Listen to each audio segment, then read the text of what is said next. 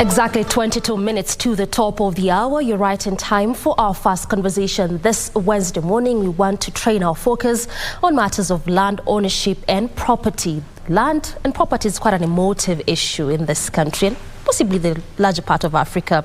So this morning we want to understand what exactly are the processes and procedures when it comes to ownership of land as well as property. And my guest is already here to help us converse around that particular issue. That is Martin Githinji, who is the sales manager, AMG Realtors Ltd. Welcome to the program, Martin. Thank you, Doreen, and thank you for having me this morning. Good. Now let's just broach this discussion from that particular aspect in which I touched about, that land is quite emotive. One of those important things, if you're an African from whatever part of the continent, it's really quite important. But then talk to me about some of those processes that an individual needs to be understanding the minute they are thinking of perhaps land buying.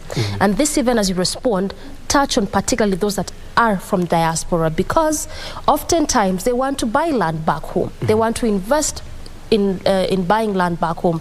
But there's that question of road deals. How does this go? Thank you very much. Again, thank you for having me this morning, Doreen. And I think I would start by saying, as you've mentioned, that land is quite emotive in this country. Actually, for a long time, it's usually a conversational starter.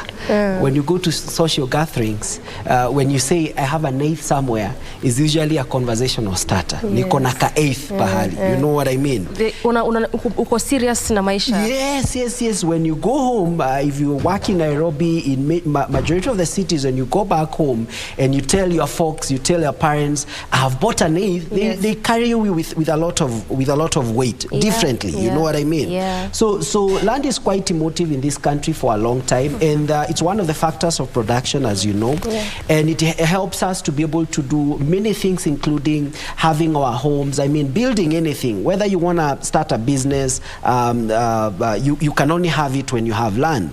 So as a factor of production, that's the reason it's an emotive issue and an emotive factor. And also, it's not like it's too much, there's too much of it.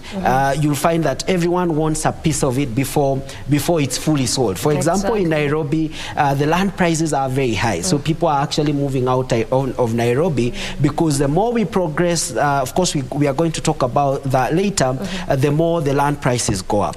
So there's this particular issue about people in the diaspora, and for a long time they have faced the brunt of road deals when it comes to land transaction.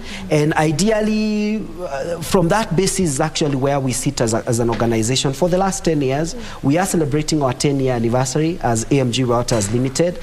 And for the last 10 years, we've seen that majority of the diaspora customers are looking to invest here in Kenya, because majority of them usually go out there so that they can be able to actually go and get work there, and of course invest back at home, because of the limited opportunities, that is job opportunities, that we have here in Kenya. So when you find those people going out there, they work extra hard to ensure that they've been able to get something here in Kenya, motherland, so that they can actually come back later